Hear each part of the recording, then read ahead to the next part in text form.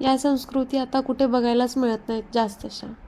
पण या संस्कृती जिवंत ठेवण्याचं काम ह्या 2 आजी करतात. सकाळी सकाळी लवकर आवरून आजींना आज गवळणी घात. शिवड्याचा रोज हा फेरफटका असतोच, पण आज तो नवीन कपडे घालून आला होता दाखवायला आणि येताना मोरपीस घेऊन आला होता झेंडा म्हणून.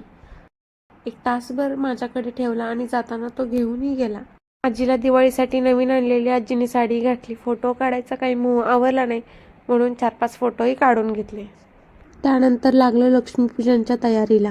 आधी माळा करायच्या ठरवल्या, त्यामुळे दिसेल त्या झाडाची पाने तोडून घेतली. दिसेल त्या म्हणजे नारळाची नाही तोडली, तर पण हिला फोटोज काढायचं पडलेलं होतं. दादाने गाड्या धुतल्या आणि मी माळा करायला घेतला. 3 तासात 13 वेळा ब्रेक घेतला, पण माळा एकदाचा कंप्लीट केला. हे केल्याशिवाय दिवाळी असल्यासारखं काही वाटत नाही. त्याच्या उरलेल्या कामांना हातभार प्रियांकाने लावला आणि मी गेले रांगोळीची तयारी करायला.